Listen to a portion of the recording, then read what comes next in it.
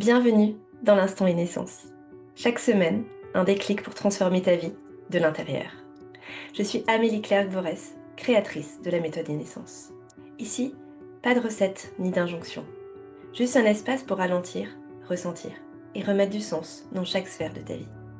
Avec plus de présence, plus de clarté et une puissance intérieure qui se révèle un pas après l'autre. En quelques minutes, une clé, un souffle, un nouvel élan. Prêt ? On y va.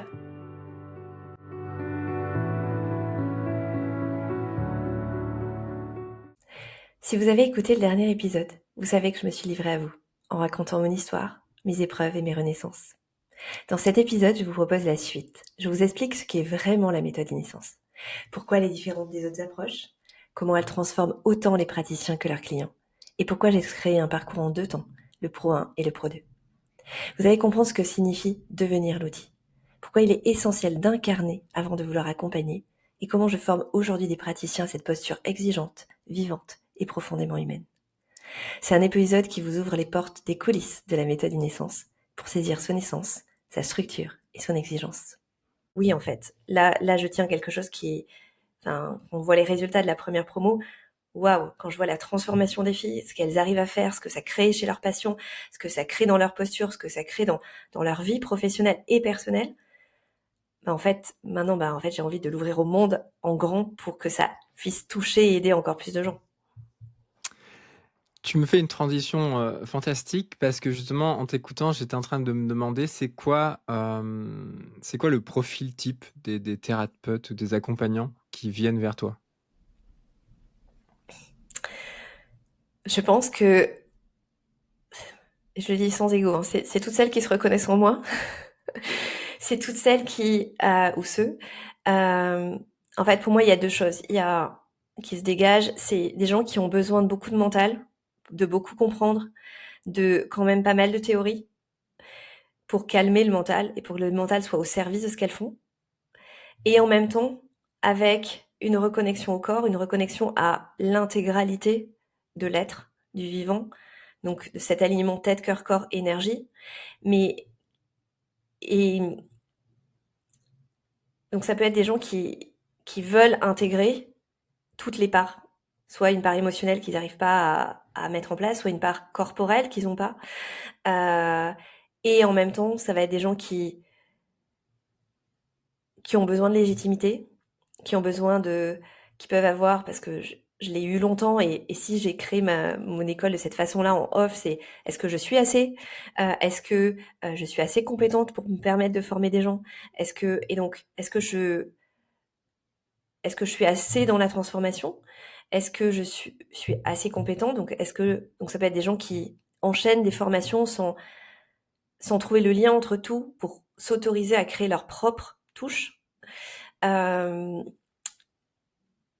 Ça peut être des personnes qui sont en manque de confiance en elles, euh, qui savent, mais en fait c'est un manque de confiance qui est pas juste je manque de confiance en moi. Non, c'est pas à ce niveau-là. C'est un niveau beaucoup plus subtil de j'ai conscience que je fais du bon travail, mais j'ai tellement un souci de faire le mieux possible, de d'être le plus efficace possible, et j'aspire à 100% de transformation sur 100% de mes consultations. Tu vois, il y a pas mal ça. Euh, et donc, il me manque le truc, parce que le truc, souvent, c'est soi. Et, et, et, et recréer, je sais pas si recréer un écosystème autour de ça, d'équilibre, euh, de reconnaissance de qui on est pour pouvoir donner, et pour pouvoir s'autoriser à se faire confiance. Et en fait, c'est peut-être ça. C'est pas des gens qui n'ont pas confiance en eux, mais c'est des gens qui ne se font pas suffisamment confiance. C'est plutôt ça. Et donc qui ont besoin de théorie, qui ont besoin de techniques, qui ont besoin d'enchaîner des formations, parfois, pour s'appuyer sur les connaissances extérieures, plutôt que de s'appuyer sur qui ils sont, sur ce qu'ils ont à l'intérieur, et sur eux comme outil. Est-ce que c'est ça la différence entre un thérapeute qui est formé d'un thérapeute qui est incarné? Oui. Et moi, j'ai vraiment senti la différence entre le moment où j'étais très bien formée et j'appliquais des formations. Et donc, je faisais des séances soit d'Ayurveda, soit de kinésiologie, soit d'éthiomédecine. Et donc, en fait, je segmentais pour rester dans la règle au moment où je me suis autorisée à incarner ce que j'avais appris et de me dire, bah, en fait, là, je sens que c'est ça et je teste et je vois. Et en fait, je me rends compte que je suis au service de la personne à 100%, à l'écoute de ce dont elle a besoin, plus que euh, dans l'application parfaite d'une méthode que j'ai apprise. Et je pense que oui, ça c'est la différence entre un thérapeute très bien formé et un thérapeute incarné. Et clairement, sur les patients ou sur les clients, ça change tout. Je t'entends souvent répéter cette phrase, heu et j'aimerais bien que tu me donnes, toi, ton explication parce que qui est, l'idée de devenir l'outil plutôt que d'utiliser des outils. Concrètement, ça veut dire quoi?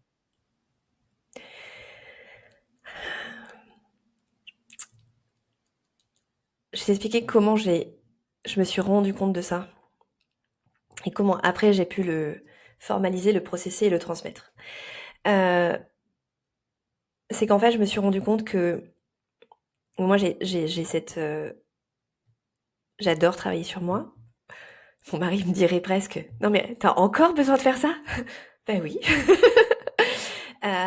Travailler sur moi pour me transformer, en fait, c'est comme si j'étais mon propre laboratoire d'analyse, d'expérience, de vision, de conscience pour comprendre à travers moi, pour pouvoir amener aux autres après.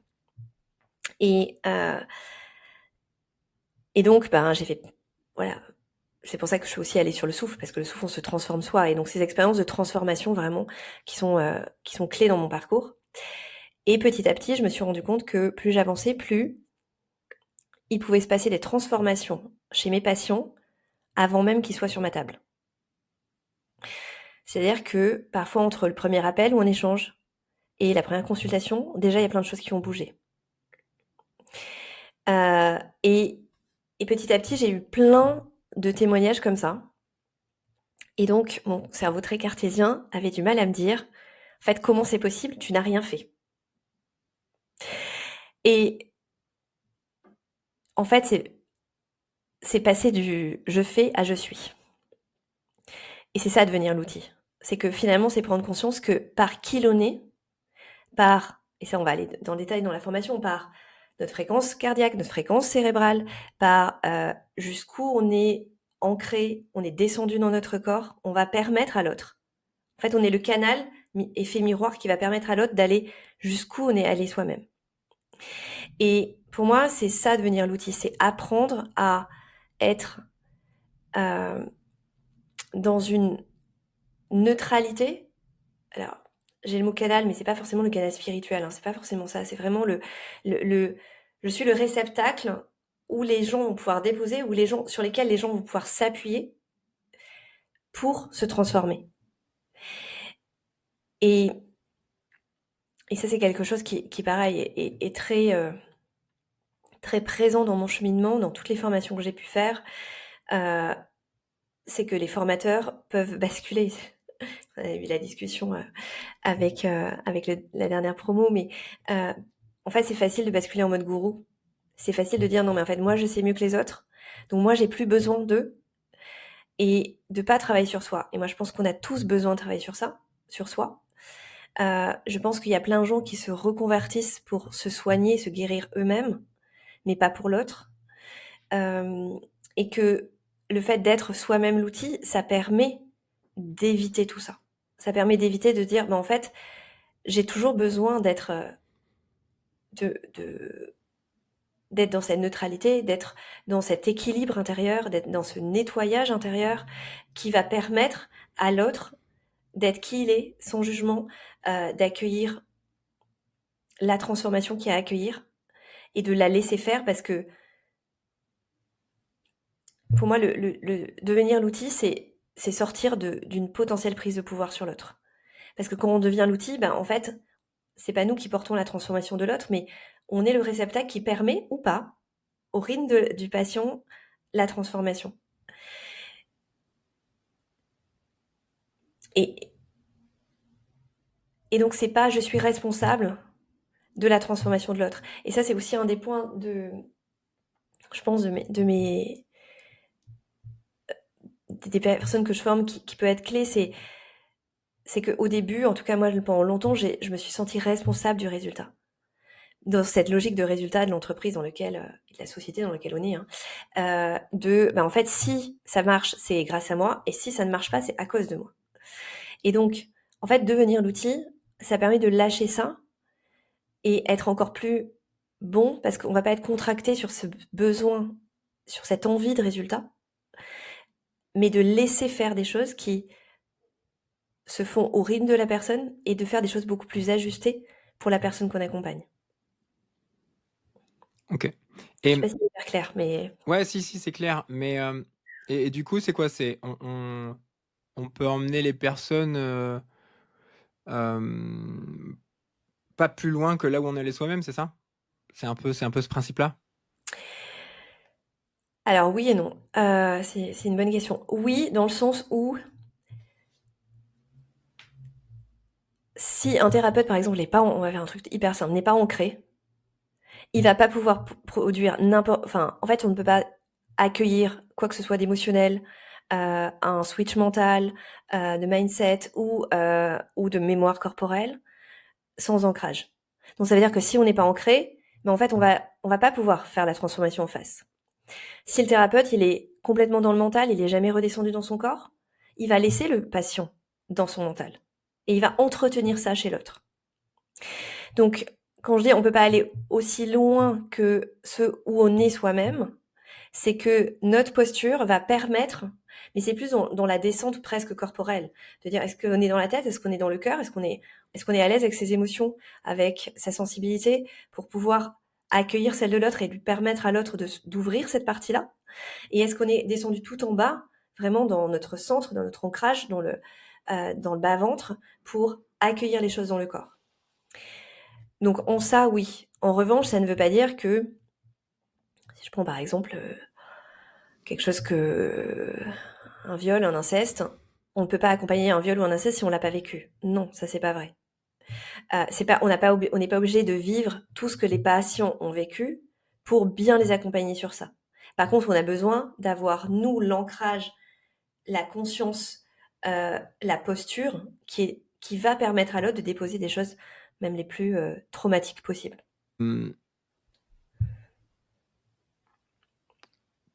Pourquoi avoir créé cette progression entre, le niveau pro 1 et le niveau pro 2? Pourquoi t'as pas décidé de tout enseigner d'un coup? Alors, j'ai essayé vraiment de séparer les choses en deux niveaux pour deux raisons. C'est que ma méthode, c'est vraiment à la fin du Pro 2, on va être vraiment un thérapeute e-naissance. Ou un coach e-naissance, peu importe. Euh, on va aussi être facilitateur en breathwork et on va aussi avoir tous les outils pour pouvoir travailler les polarités et le rééquilibrage des polarités. Je n'ai pas voulu faire que cette partie-là parce que je ne veux pas que les thérapeutes ou accompagnants ou coachs qui vont être certifiés méthode e-naissance, ce soit un outil supplémentaire dans leur boîte à outils. Parce que je combats ça et c'est ça qui m'a limité moi, dans ma posture, dans qui je suis. Donc, faire que cette partie-là, ça aurait été ça aurait été pour moi continuer à être une formation de plus dans tout le spectre des formations qui existent. Et qui, quand on reste que sur la théorie, l'apprentissage, alors bien évidemment, il y a toujours un peu de transformation dans chaque formation.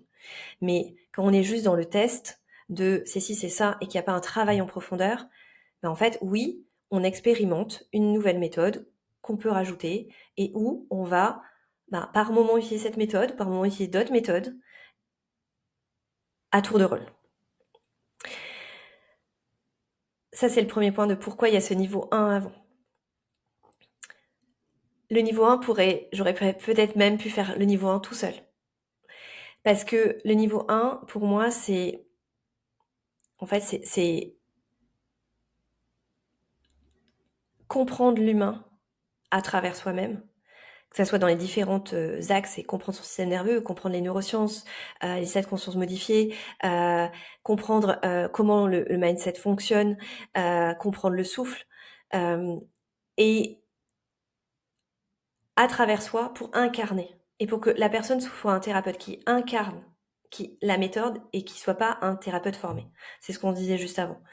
Et dans ce niveau 1, pour moi, c'est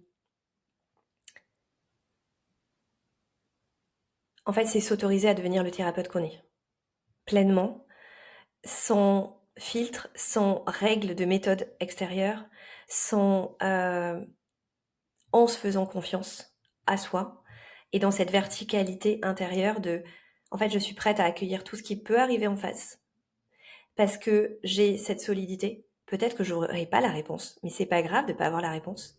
En tout cas, je sais que ce que je vais faire et la posture que je vais avoir va transformer juste pour ça. Et c'est aussi, moi, un des points qui m'a aussi vraiment poussée à faire ça, c'est que, en fait, pourquoi j'avais un agenda plein à 3 mois, enfin, que j'ai toujours d'ailleurs, mais c'est en fait les gens, en fait, c'est le bouche à oreille qui fonctionne et le bouche à oreille pour moi, il a toujours fonctionné sur ce qui ressortait, c'était qui j'étais. Sur le fait que de venir me voir, ça faisait du bien, peu importe ce que je faisais. Et donc pour créer ça, c'est qui l'on est. Et donc ce niveau 1, c'est vraiment devenir qui l'on est pleinement, se faire confiance, comprendre, et c'est pas juste se faire confiance, comme on peut voir ou lire dans tout le développement personnel apprendre à se faire confiance. Non, c'est pas un apprentissage, c'est j'ai compris parce que je sais comment fonctionne l'être humain, concrètement au niveau théorique, de qu'est-ce qui se joue en moi, dans ma posture. Donc en fait, je l'ai conscientisé et donc je peux l'appliquer.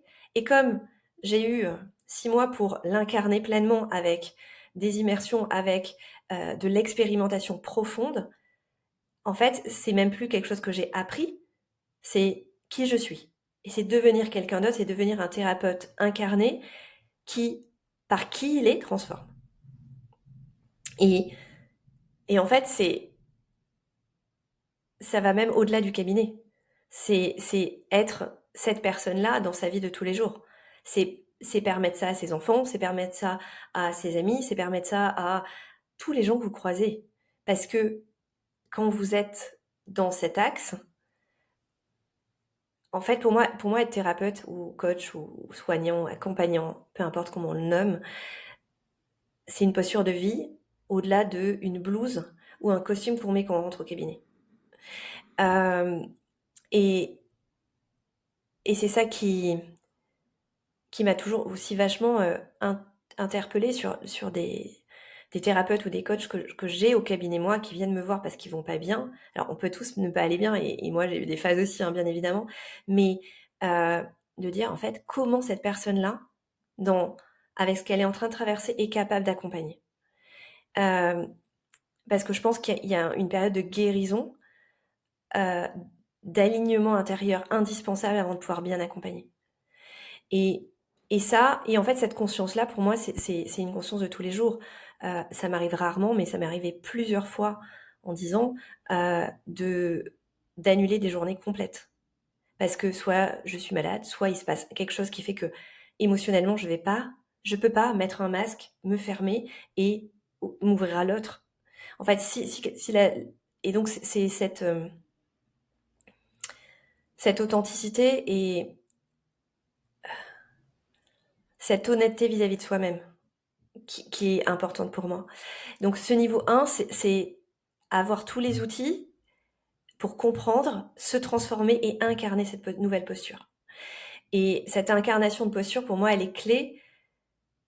Et même à la limite, si les gens ne veulent pas faire le niveau 2, le Pro 2 pour apprendre la méthode parce qu'ils ont suffisamment d'outils, mais déjà le Pro 1 va transformer leur patientèle, leurs clients, leurs résultats, le bouche à oreille et qui ils sont. Parce qu'il y a aussi, et ça c'est aussi un des points que j'ai voulu transmettre, c'est que j'ai eu comme plein de personnes, que j'ai accompagnées, où on finit la journée, où on a, ouais, ça dépend des gens, entre 5 et 10 personnes par jour et les gens finissent la journée rincés. Moi, je suis arrivée à un moment où, quand je consultais, 4 jours par semaine, je devais être à 40 personnes par semaine. Je En fait, j'étais épuisée, je pouvais plus profiter. Parce que j'avais pas cet alignement, parce que j'avais pas cet axe, parce qu'il y avait pas le sens, il y avait pas tout ce que là j'enseigne dans le Pro pour justement finir ces journées réénergisées plutôt qu'épuisées. Donc c'est pour ça qu'il y a vraiment le Pro 1 qui est vraiment sur, je deviens l'outil, j'incarne cette posture et juste parce que je me suis transformée, je transforme toutes mes actions, consultations, séances, et après il y a le Pro 2 pour ceux qui veulent vraiment apprendre à utiliser la méthode Inessence qui va et la méthode pour moi c'est vraiment, comment je travaille tête, cœur, corps, énergie en même temps et la simultanéité du travail parce qu'on va faire un rééquilibrage des perceptions en état de conscience modifié, parce qu'on va travailler sur le souffle, sur l'ancrage, parce qu'on va aller libérer dans le corps ce que le mental n'arrive pas ou émotionnellement on n'arrive pas à toucher du doigt. En fait, ça va petit à petit, enfin, c'est comme la boule à facettes où on va aller chercher plusieurs faces en même temps et d'un coup, pouf, en fait, elle va briller à nouveau parce qu'on a poli suffisamment de faces pour que ça suffise. Est-ce que tu m'autorises cette manière de synthétiser? Le Pro 1, c'est quoi? C'est vivre pleinement la méthode pour soi, pour incarner qui on est vraiment. Et le Pro 2, c'est apprendre à utiliser cette méthode-là sur ses patients? Oui. Le point, il est vraiment sur soi avec soi-même et sa propre transformation. Et le Pro 2, il est juste sur, ok, je viens de me transformer, j'ai vu à quel point en fait c'était puissant et déjà ça change beaucoup de choses. Mais en fait, j'apprends à le mettre en pratique sur mes patients au quotidien avec une méthode, avec des process, avec quelque chose de, de beaucoup plus concret de cet outil, mais qui est un outil incarné en fait. En tout cas, j'entends que c'est hyper important pour toi de d'abord travailler sur soi avant d'aller,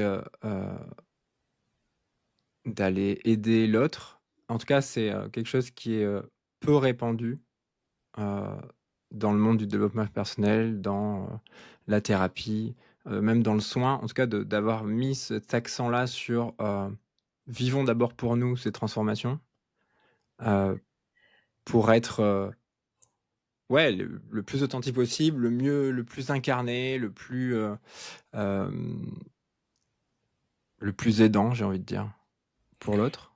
Alors oui, et en même temps, j'ai l'impression, en tout cas toutes les formations que j'ai faites, vendent une transformation, vendent le fait d'incarner les choses, mais c'est pas du tout le cas. C'est qu'on va tester, on va expérimenter, c'est comme si, tu vois, c'était une formation pour devenir entraîneur de marathon. Et à la formation, bah, on te fait courir quelques kilomètres. Ok, un petit peu.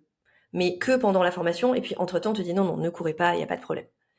Bah, la plupart des formations, soit ne parlent pas de cette transformation, soit on parle, mais en tout cas, moi, toutes celles que j'ai pu faire ou qu'on m'a raconté, on parle de transformation, mais concrètement dans les faits, oui, on effleure la transformation, mais on ne plonge pas dans la transformation. Et clairement, oui, moi là, c'est se dire que puis j'avais pas du tout envie d'apporter une méthode qui existe déjà. Il y en a plein, il y a plein de formations. Si j'apporte quelque chose, c'est quelque chose de nouveau, c'est quelque chose de différent qui va transformer différemment les gens et qui est complémentaire à ce qui existe et c'est pas le énième truc que je markete différemment, tu vois. Et donc pour moi, c'est vraiment cette transformation, elle est clé et elle doit être incarnée. En tout cas, là, moi, je vois ton niveau d'exigence qui sûrement date de ta vie corporate. En tout cas, de vraiment s'assurer que les gens que tu vas former à ta méthode se sont vraiment transformés. En tout cas, ce point d'exigence-là, cet engagement, je le trouve, pour avoir fait beaucoup, beaucoup de formations, je trouve que c'est très rare et c'est d'autant plus précieux d'avoir ce niveau d'engagement, en tout cas de vouloir vraiment faire les choses avec authenticité. Heu, Là-dessus, je ne peux que te saluer. Et, et ce qui est sûr, c'est que la personne qui... Parce qu'il y a une certification à la fin et pour pouvoir utiliser le nom de méthode naissance. Et la personne qui aura pas fait la transformation parce qu'on peut toujours faire une formation mais sans plonger dedans. Bon, globalement, on essaie de tout faire pour que, en tout cas pour l'instant, personne n'est passé à travers les mailles du filet. Mais en tout cas, s'il y a quelqu'un qui sait parfaitement appliquer la méthode mais qui ne l'a pas incarnée, elle n'aura pas la certification. Ça, c'est clair. OK. J'ai 2 dernières questions, parce que je vois que déjà l'heure avance et que ça commence à être un podcast assez On fera en faire important. plusieurs. Hem, Ma première question, c'est quoi le message que tu aurais à faire passer à un praticien qui a peur de se remettre en question? En tout cas qui se dit: «Est-ce que je suis capable de ce niveau d'engagement avec moi-même?»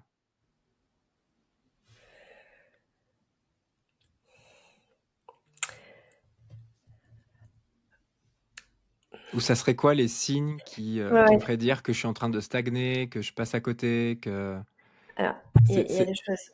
Il y a, pour moi, est-ce que je suis capable de cet engagement? Est-ce que je suis capable de faire cette transformation?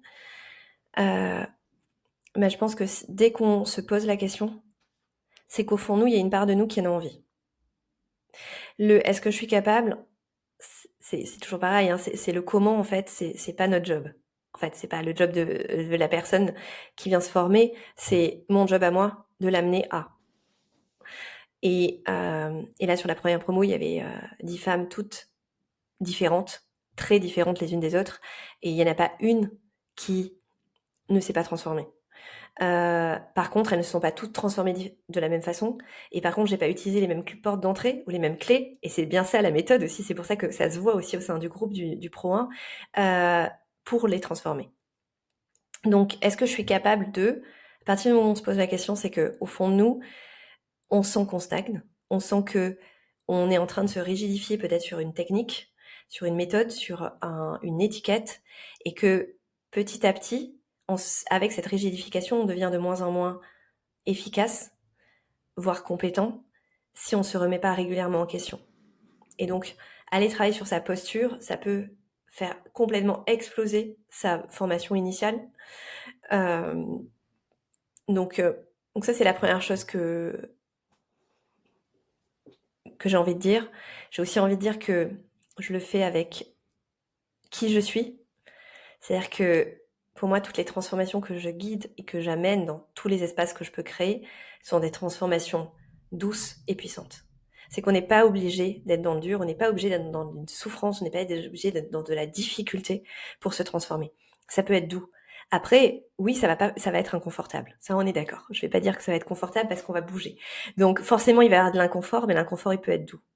Et ça, c'est quelque chose qui est moi. Donc, je pense que je ne peux pas faire autrement parce que je me rappelle ma toute première équipe.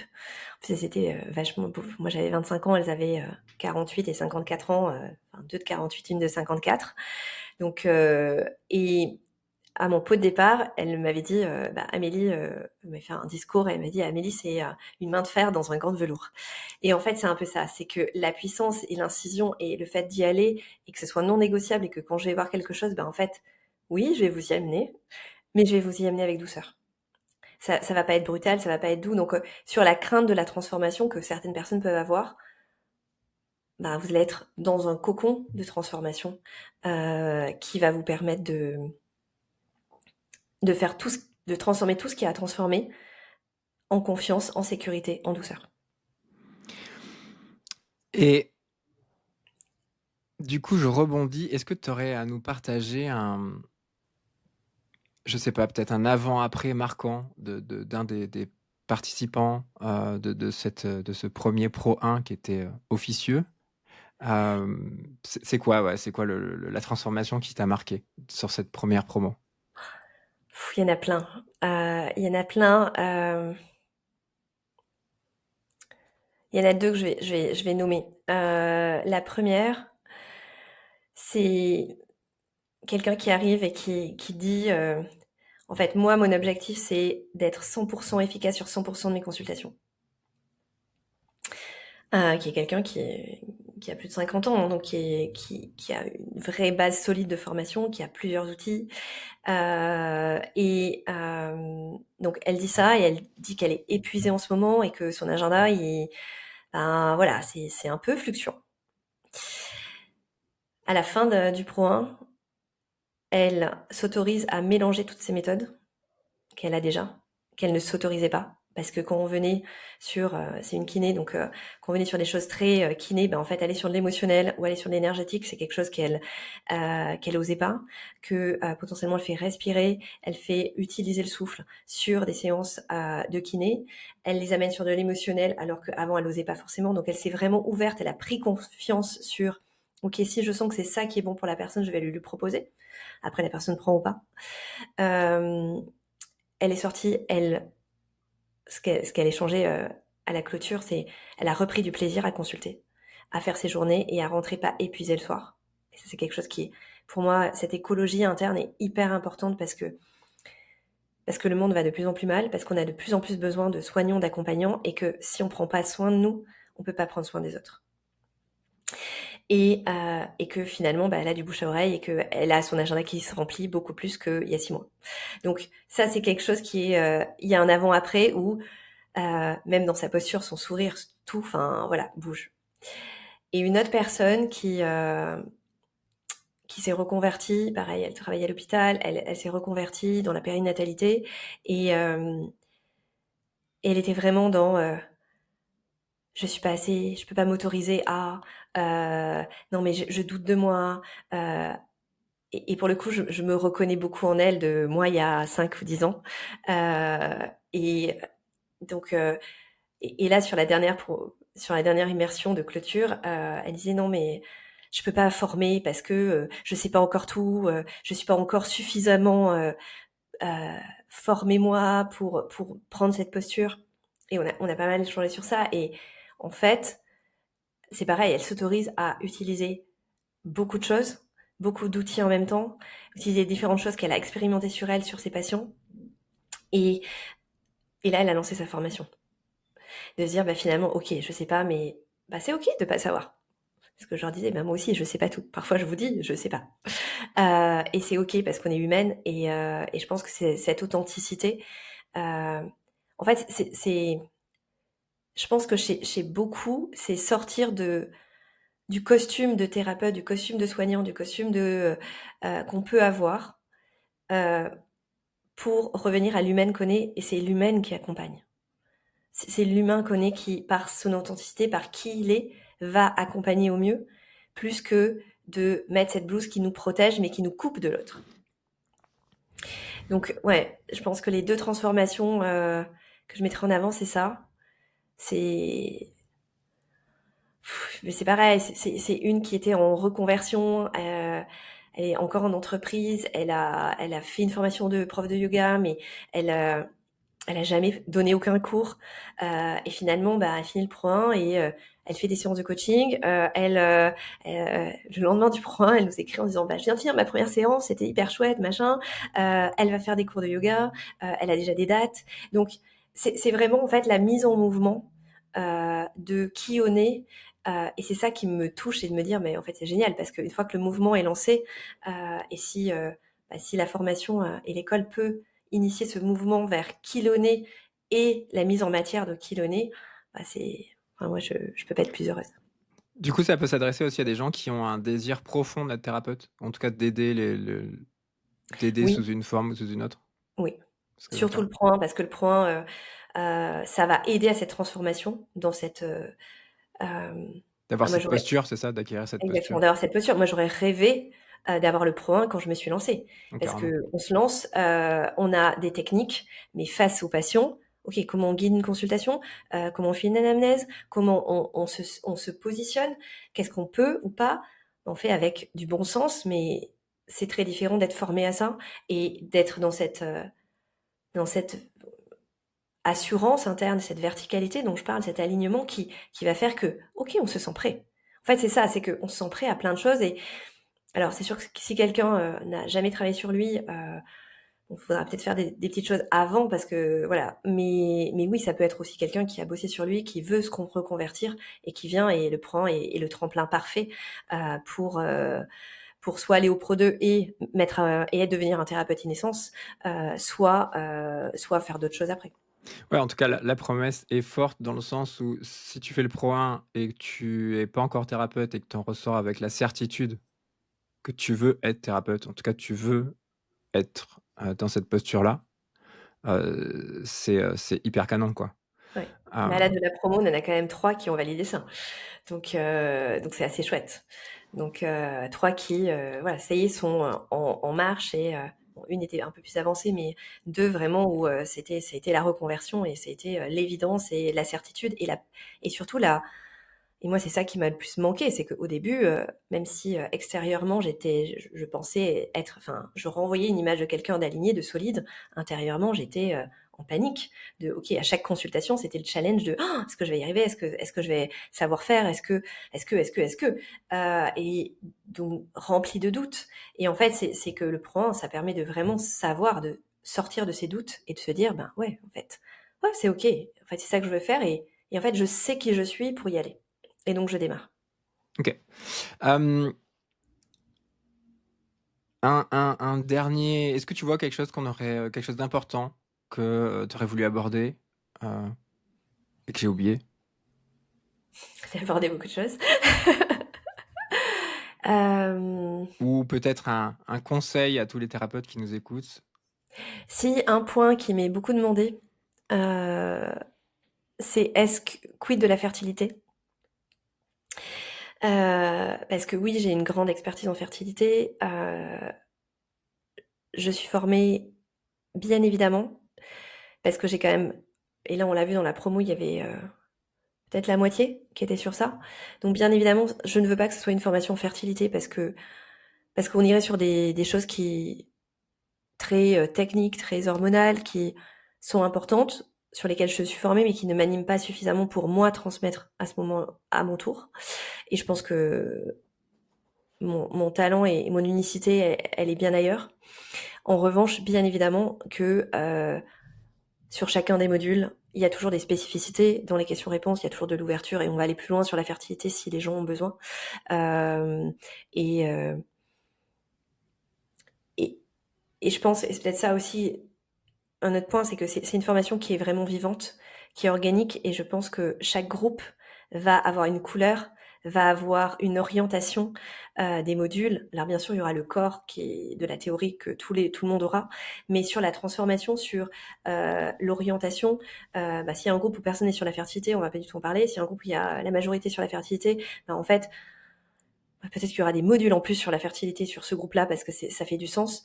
Mon objectif, c'est toujours, mais que ce soit avec un patient en individuel, un groupe de niveau 1 ou avec la formation pro, c'est d'être le plus juste possible euh, avec les besoins qui sont là pour y répondre le plus possible et donc être au mieux servir en fait. C'est vraiment ça. Canon, merci.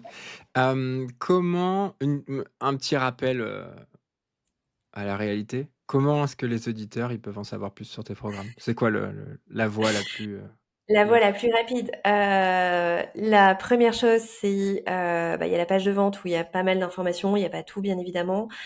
Comme c'est une formation vivante, forcément, voilà, on peut pas tout mettre sur écrit et noir sur blanc. Et puis ça évolue et bien évidemment, les anciennes promos vont garder l'évolution. Donc ça, c'est un premier point. Le deuxième point, c'est que, il y a un appel, donc candidater, parce que c'est vraiment, en fait, c'est pas une formation pour tout le monde, ça je l'assume, et donc il y a des candidatures. Donc moi j'ai besoin pour garder cette qualité, cette exigence de résultat que d'être sûre de voilà, est-ce que la personne est prête à ça ou pas? Et après c'est pas qu'elle est bonne ou pas bonne, c'est pas une question de jugement, c'est une question que peut-être elle est pas encore prête et que peut-être que dans 2 ans, elle sera parfaite pour la formation, mais que pas encore aujourd'hui. Donc ça c'est un vrai point. Donc il y a des candidatures. Les candidatures, elles sont avec quelqu'un de l'équipe qui s'occupe de toute la pédagogie de l'école, donc c'est Benoît. Je suis là aussi, bien évidemment, je vais pas pouvoir prendre tous les appels, mais dès qu'il y a un appel, voilà, dès que les gens sont intéressés et sont potentiellement, il y a un appel avec moi, bien évidemment, parce que je veux connaître individuellement chaque personne que j'accompagne. C'est des petits groupes. Et moi, le lien est important, donc j'ai besoin de connecter avec chacun, j'ai besoin de connaître l'histoire de chacun pour mieux vous accompagner, pour mieux vous former. Et donc pour ça aussi, il y a que 12 places. Donc voilà, donc ça va vite aussi pour se remplir. Donc si vous êtes intéressé, tardez pas trop à prendre un appel, et il y a vraiment aucune obligation suite à l'appel, quoi. C'est vraiment, vous prenez un temps et au pire, vous aurez des éclairages et ça s'arrêtera là et ça sera déjà super pour vous, et pour nous, parce que ça permet aussi de voir aussi, voilà, si peut-être il y a des ajustements à faire, et les appels nous permettront ça aussi. Donc voilà, et après on démarre en janvier. Merci d'avoir écouté cette deuxième partie consacrée à la méthode Inessence et à la façon dont je forme les accompagnants. Vous l'avez entendu, ce n'est pas une formation de plus. C'est un chemin de transformation, une école de posture et d'incarnation. Si vous sentez que cela résonne, que c'est peut-être le moment pour vous de franchir ce pas, alors je vous invite à découvrir les détails du programme et à réserver un appel de candidature. Toutes les informations sont dans les liens de description de l'épisode. N'attendez pas trop, chaque cohorte est limitée à 12 personnes pour préserver la qualité, l'exigence et la profondeur du chemin. Et je vous dis à très bientôt, peut-être dans la prochaine promotion Inessence.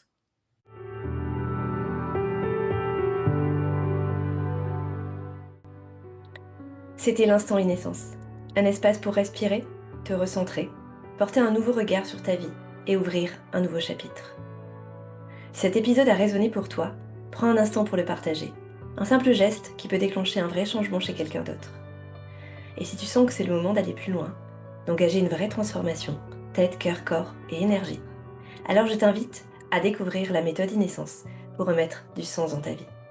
À très vite pour un prochain instant, et d'ici là, reste à l'écoute de ce qui vibre juste pour toi.